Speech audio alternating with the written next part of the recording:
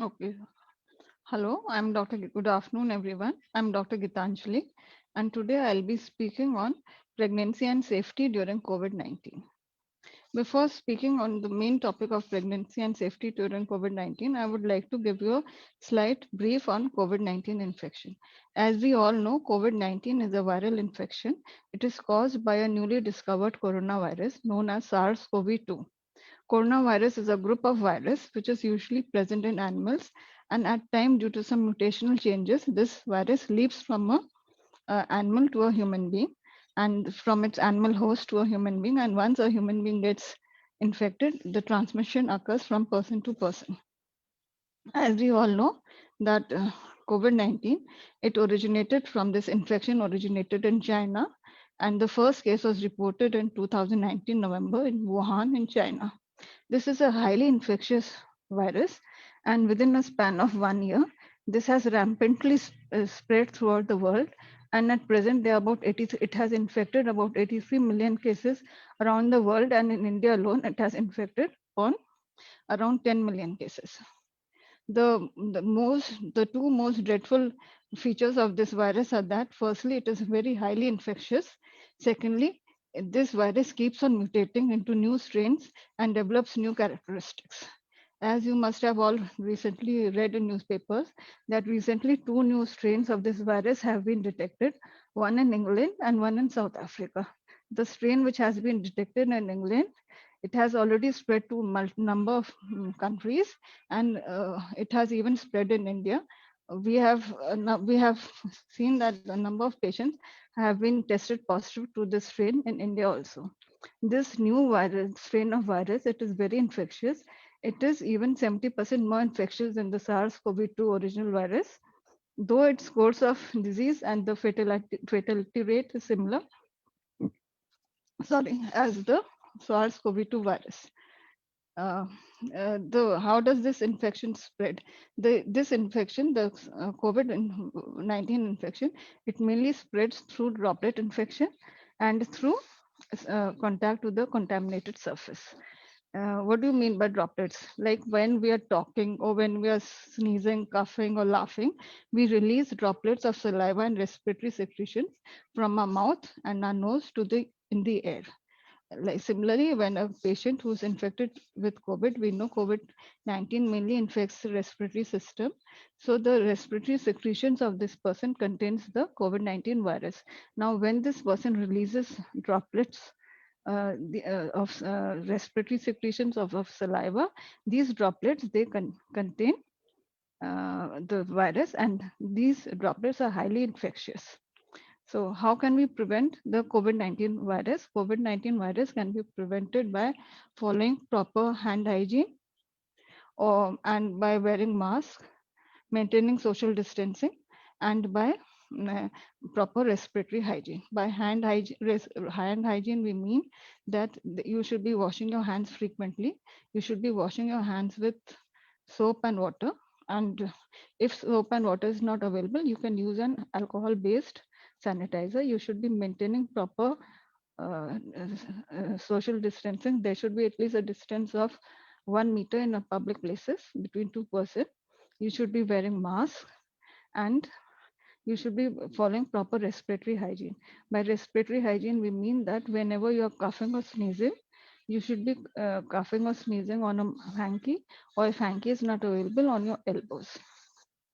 Other methods to prevent this infection is that any person who gets any symptoms of cough, cold, or flu-like symptoms, such person, they should isolate themselves and get themselves tested for COVID-19. And if found to be positive, they should isolate themselves. So, like it's seen that uh, it's spread by droplet infection. So, if you're following proper hand hygiene, then the infection through contaminated surface is quite minimized. You will not get infected. And secondly, if you're wearing proper mask, even a normal person and a person who's infected both have been wearing masks, and you're maintaining a social distance, even if you come in contact with the infected person, you will not get infected. The chances of infection will be very minimum. And second, you can prevent this infection by boosting your immunity. Immunity can be boosted by following a healthy lifestyle, doing regular exercises, doing breathing exercises, having a healthy, nourishing food, and increasing intake of vegetables and fruits in your diet, and keeping yourself well hydrated. Now, and you should be avoiding three C's.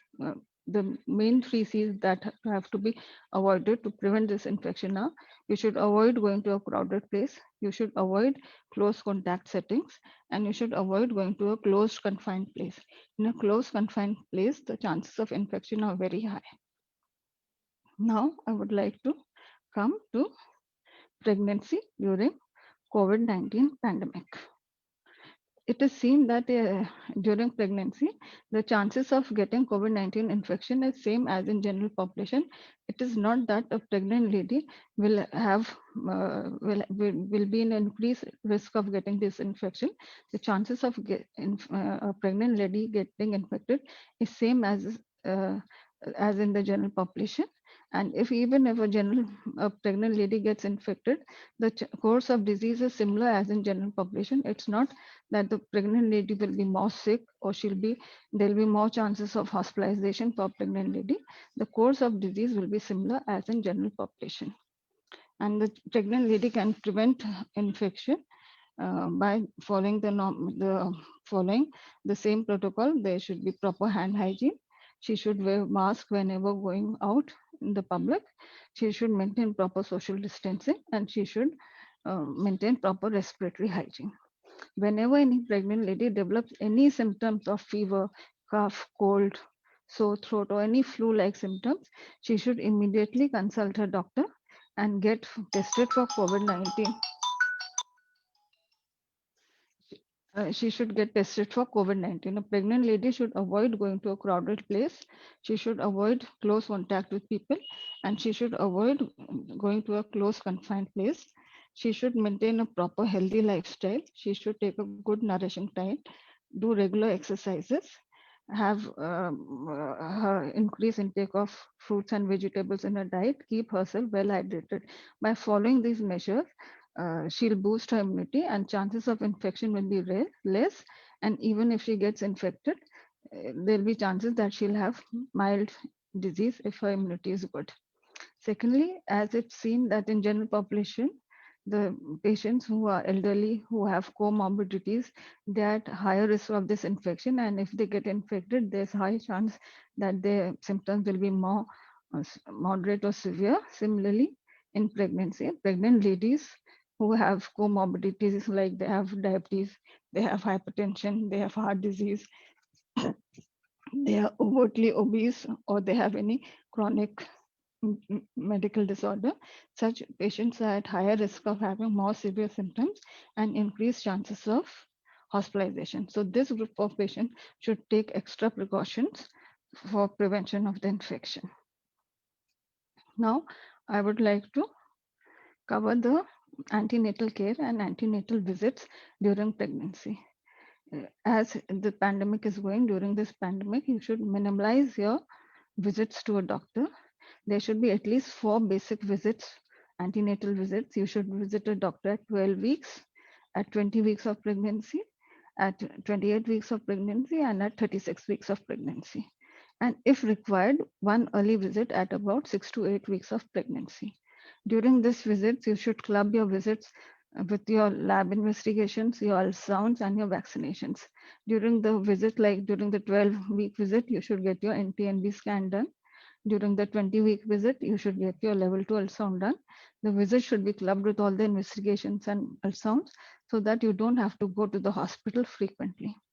If in between you have any problem, any medical condition arises, you can consult your doctor through teleconsultation. And if your doctor feels that a physical examination is required, then only go to the hospital. Otherwise, teleconsultation will do. You should continue taking with your iron and your calcium supplements. You should take vitamin D supplementation during this pandemic. You should maintain a healthy lifestyle and take a healthy diet. and those who high risk patients should take extra precautions so that they don't get infected. If a COVID-19 infection does occur during pregnancy, then the course of disease is similar as in general population. It's not that a pregnant lady will be have more severe symptoms or she'll be more severely sick or there'll be an increased chance of hospitalization for a pregnant woman. The course is similar as in general population. Like we've seen that in general population, 80% of the patients are either asymptomatic or they have mild symptoms. Similar in the case in pregnancy also, 80% patients have either mild symptoms or they are asymptomatic. Only 20% patients have moderate to severe symptoms. And COVID in pregnancy is not an indication for hospitalization. Only those patients who have moderate to severe symptoms or patients who have comorbidities like they have diabetes, they have hypertension, they have heart disease, or they have any other medical disorder, and these comorbidities, they are not under control. These patients need to be hospitalized, or there's any obstetrical indication for hospitalization that these patients are in labor or any other obstetrical emergency, then they need to be admitted. Otherwise, all the patients who are asymptomatic or mildly symptomatic or are not in labor and their delivery date is not nearby, they can be home isolated. They can easily be home isolated, and during home isolation, the patient is mainly given uh, uh, symptomatic treatment and is advised to keep herself well hydrated, take a proper diet, and do regular exercises. The medicines that are given for symptomatic treatment are safe during pregnancy. They have no adverse effect in the pregnancy or in the fetus. And after taking these medicines, the patient can safely continue the pregnancy. Patients who are advised home isolation, there are few prerequisites for home isolation. The patient should be staying in a separate room. The patient must be having a separate toilet. And if there's no condition of separate toilet in the house, the patient must properly sanitize the toilet after using it, and the other person who uses that toilet should go at least after 15 minutes to 30 minutes. And there should be a family member in the family who's 24 by 7 available to take care of the patient. During home isolation, the patient is advised to do her fetal movement monitoring daily. And if any time she feels that her fetal movements are decreased, or she's having a labor starts, or she has any obstetrical emergency like bleeding starts or leaking PV starts, in all such cases, she should immediately contact her doctor or should inform the COVID helpline, and an ambulance will be sent and the patient has to get admitted. And the patient is also told to keep a tab on the red flag signs. The red flag signs are that if she develops temperature of more than 101 degree Fahrenheit for 3 continuous days, she has any breathing difficulty, she has any shortness of breath, her oxygen saturation falls below 94% in room air, she has heaviness in her chest or any chest pain, she has excessive vomiting, or she has loose motions for more than 3 to 4 times in a day. In such cases, the patient has to be informed, and if any such red flag signs develop, the patient has to be admitted. So if any obstetrical the patient has to be admitted either due to any obstetrical emergency or due to any development of any of the red flag sign, the patient has to go to a COVID specific hospital where COVID positive patients are being treated. She has to go to the hospital either using her personal vehicle, or she can call the COVID helpline and an ambulance is sent, and she should not use a public transport to go to the hospital.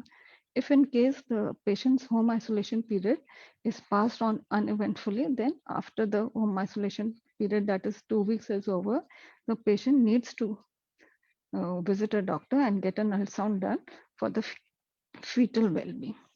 Secondly, now I would like to talk about the effect of COVID-19 infection on pregnancy and on the fetus. it is seen that this virus, COVID-19 virus, is not teratogenic. By not being teratogenic, we mean that this virus does not cause any adverse effect on the baby. It does not cause any congenital anomalies in the baby, even if the pregnancy occurs in the first trimester. I mean, if even in the early pregnancy, the patient gets infection, there's no adverse effect on the baby, and the patient can safe continue her pregnancy, and the pregnancy will result in a proper, the patient will deliver a healthy baby in the end of the pregnancy. And medical termination of pregnancy is never indicated if the patient has COVID infection, even in the early pregnancy. Now, now it's seen that if when the patient gets this infection in early pregnancy, the course of disease is usually mild. The patient recovers very fast, and once the patient has recovered, the pregnancy continues normally and the delivery date has not to be changed. The patient will deliver at a time, and there's no change in the course of the pregnancy. The pregnancy course is normal. And if the patient gets infection in the late pregnancy during when the delivery date is due, at that time, not all patients need to be admitted. Patients only who have moderate to severe disease, they need to be admitted, or patient who's in whom case the labor has set in or her delivery date is just due, or there's any other obstetrical or medical emergency, then only the patient has to be admitted. Other rest of the patients can be easily home isolated, and the delivery can be deferred for 2 weeks till the isolation period is over, or till the patient becomes COVID negative. And in COVID-19, you need not change the course management of labor. Neither the mode of delivery has to be changed according to COVID-19 infection. COVID-19 infection is not an indication for cesarean delivery. Patient can go for normal delivery safely. Cesarean is indicated only when there's any obstetrical indication for CS, and COVID-19 is not an indication for cesarean section. In case of COVID-19 infection, only cesarean is to be done when the patient develops severe pneumonia and is having severe respiratory distress. Only in that case, cesarean is indicated. As a patient who's having severe respiratory distress, that patient cannot bear normal labor. That's why only cesarean is indicated. Otherwise, patient can go for normal delivery, and normal delivery is completely safe in COVID-19 infection. It's seen that vaginal secretions do not contain the virus, so even there's no chance that the patient will transmit the infection to the baby during vaginal delivery. So vaginal delivery is completely safe during COVID-19 infection, even if a patient is COVID-19 positive. Now we'll see how the infection is transmitted to a newborn.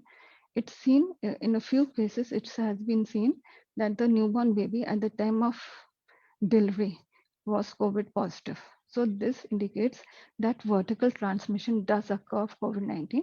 By vertical transmission, we mean that the pregnant lady during pregnancy transmits the infection transplacentally to the fetus. So it's seen that transplacental or vertical infection does occur during pregnancy. And the second mode of infection of the baby is like the newborn baby can get droplet infection from the infected mother or any other infected person. But one good thing is that even if the baby has got vertical transmission from the mother, or she had infection after being born, the course of disease is very mild and the baby usually recovers very fast. Only those baby who have preterm delivery or who are very low birth babies, they have an increased chance of having moderate to severe symptoms, while rest of the newborns have a very good recovery. Now, I would like to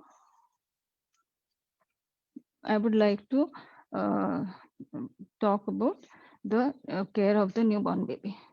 Now, if a mother is COVID-19 positive and the baby is COVID-19 negative, uh, the mother can still safely breastfeed the baby. It is seen that breast milk does not contain the virus, any COVID virus, and a mother can safely feed her baby, only that she should maintain proper hand hygiene and she should wear a mask while feeding the baby.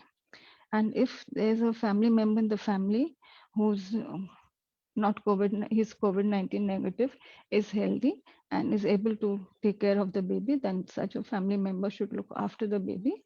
And while handling the baby, they should maintain proper hand hygiene and they should always be wearing a mask. And even if other family members are looking after the baby, the mother can continue feeding the baby, and only that she has to be wearing a mask and she should maintain proper hand hygiene. If due to the mother is not ready to feed the baby due to the fear that she may transmit the infection to the baby, in such case the mother can express the milk out following all the safety precautions, and the expressed milk can be fed to the baby. If in the family there's no one to look after the baby, then the baby can be roomed in with the mother, and um, there should be a distance of at least 6 feet between the mother's bed and the baby's bed. If such a 6 feet distance is not possible, the room is small, then a curtain should be kept between the mother's bed and the baby's bed. Now, I would just like to speak a bit about the vaccination. As we all know, we all are very eagerly waiting for the COVID-19 vaccine, and we know that Pfizer and Moderna vaccines have been out, and in UK and in USA, the vaccination drive has already begun, and in India also, it's expected to begin in January. But like when the trials of these vaccines were done, the pregnant ladies and the lactating mothers were not included in this trial. So at present, uh, we don't know whether these vaccines are safe for pregnant women or a lactating mother. And still the studies are going to being done regarding the safety of pregnant ladies and lactating mothers regarding COVID-19 vaccine. So as these group of women were not included in the trial, different countries have taken different stand regarding vaccinating them. In England, they have deferred vaccinating pregnant women and lactating mothers till further studies prove that this vaccine is safe for them. But in America, vaccination is being done for pregnant women and lactating mothers also. But it's the choice of the lady whether she wants to get vaccinated or not. If she refuses for vaccination, she'll not get vaccinated. In India, also, ICMR has decided that till further studies prove that this vaccine is safe for the pregnant ladies and lactated mothers, till then vaccination for them will be deferred. And once their safety has been proved, then only they'll be vaccinated. Same is regarding vaccination in children. When the studies were done, children were not included in the trial of this vaccine. So at present, children are not being vaccinated. The Pfizer vaccine is given according to its protocol. Anyone above 16 years can be vaccinated with the Pfizer vaccine, while in all other vaccines, only above 18 years will be vaccinated. Below 18 years, vaccination will not occur till further studies prove safety in children. Thank you. Now I'm open to the question answers.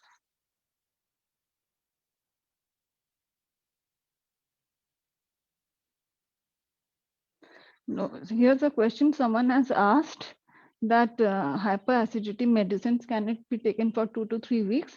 Yes, hyperacidity vaccine medicines can be taken for a long time in pregnancy. They do not have any effect. But lately, the studies have shown that pantoprazole, or which is commonly available by the name of PAN 40 or Pantocid, this medicine, if taken for a long time, it may cause chronic kidney disease. So pantoprazole should not be taken for a long time. And ranitidine is also not safe if taken for a long time. The safest medicine to be taken for a long time is omeprazole. So if any person she's having acidity during pregnancy, she can take omeprazole safely. Or she may use any antacids like Digene or Gelusil, any antacids, they are more safe.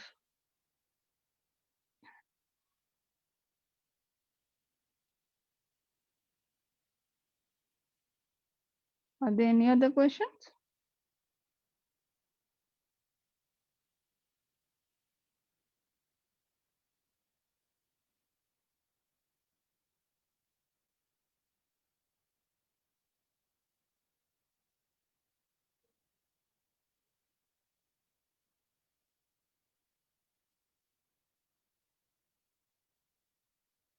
Yes, ultrasound is absolutely safe in pregnancy. You can go for ultrasounds.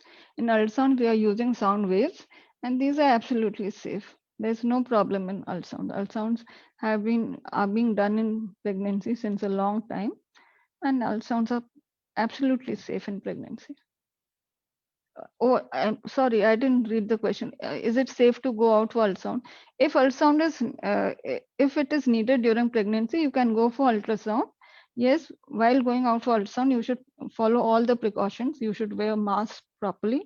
You should, in the lab, you should maintain social distancing, and there should be minimum surface contact. You should avoid touching any surface. If you touch any surface, you should wash your hands, or you should, if washing hands is not possible out there, you should always carry a hand sanitizer, and you should sanitize your hands. And once you come from the lab, you should open your footwear outside, and once inside out, you should change your clothes. Preferably, you should take a bath. And while going out, you should follow all the safety precautions like proper hand hygiene, mask, social distancing. If you follow all these things, you can easily go out also.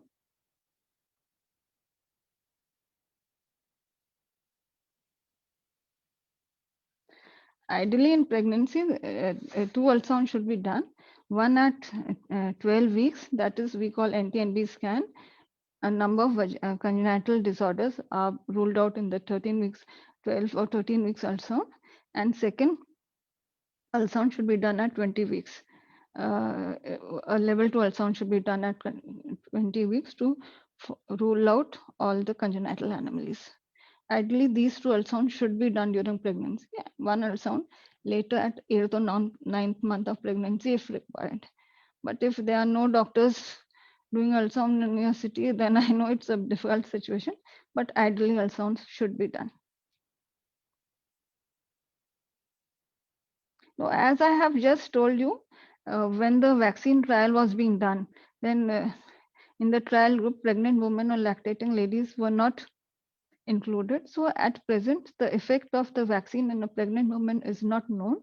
So in most of the countries are not going for vaccination in pregnant women. Studies are being done nowadays. Studies are going on to see the safety and efficacy of this vaccine in pregnant women. And once those studies are out, then only pregnant women will be advised vaccination. As of now, pregnant women vaccination is not being done in pregnant women.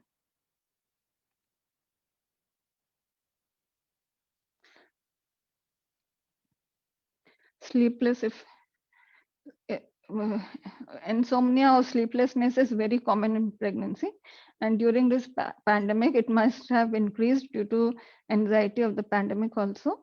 So if you have, we don't advise a patient to take any medicine for this disorder, like sedatives are not advised in pregnancy. And if anyone is having sleeplessness in pregnancy, they should go for relaxing exercises. They should do pranayam or yoga that helps in sleeping. They should avoid taking tea or coffee in the evening or night, so that because taking tea and coffee may disturb your sleep. It's better at night before going to bed, you take a glass of milk and try to relax and go to sleep.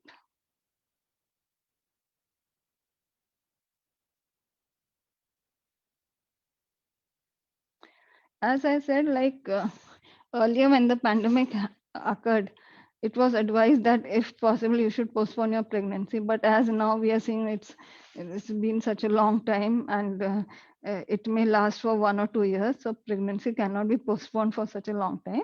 Yes, you can plan your pregnancy, and once you get pregnant, as you know, You should follow all the precautions to prevent this infection. You should maintain proper hand hygiene.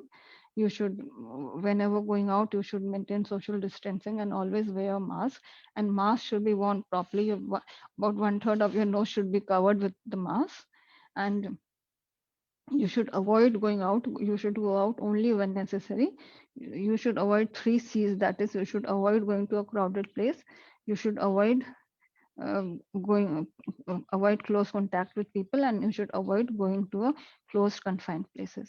If you follow all these precautions, and you take a good diet, you maintain a healthy lifestyle, you increase intake of fruits and vegetables in your diet, you keep yourself well hydrated, all these things will boost your immunity.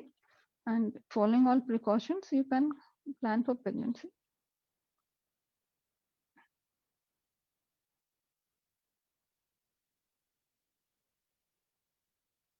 Yes, you can.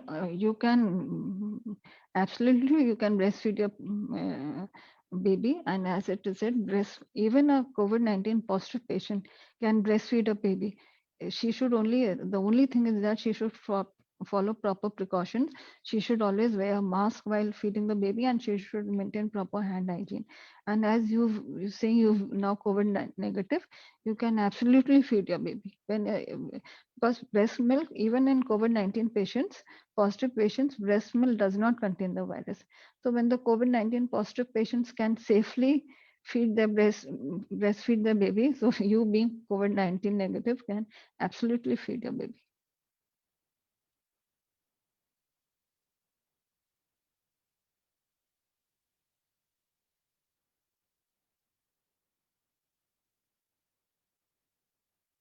Milk does not contain the virus because the virus is not secreted in the milk. That's why it does not contain the virus.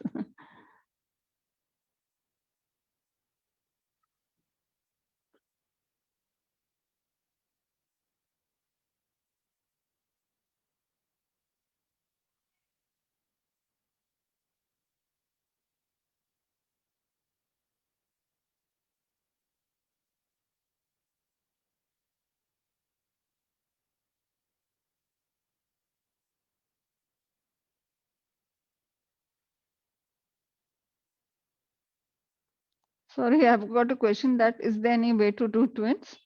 Well, this is not related to the topic, but there's no way that you can go for twin pregnancy. It is a spontaneous, um, like in a natural conception. No one can predict twin pregnancy. Yes, chances of twin pregnancy are more if you go for IVF, in vitro fertilization, or you go for fertility enhancing treatment. So the medicines for fertility enhancing treatment, like the ovulation induction medicine, which are given in such case, while you're taking fertility enhancing treatment, chances of twin pregnancy are there.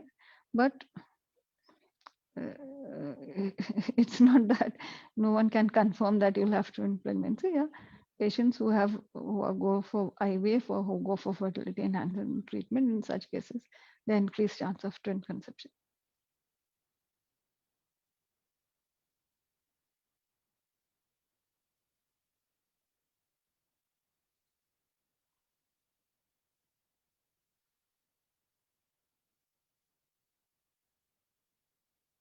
While you've asked, somebody asked, how do I confirm if I'm pregnant or not?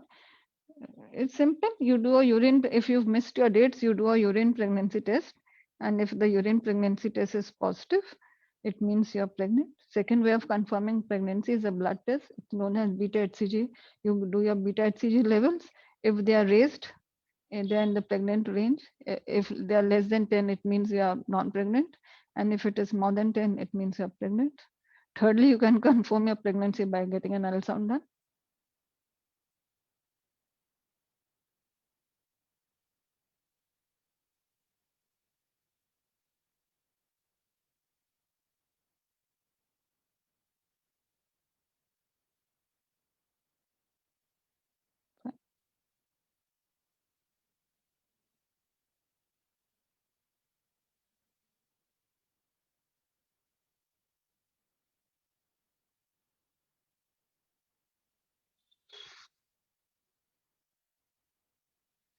Okay, fine. So now we end this session.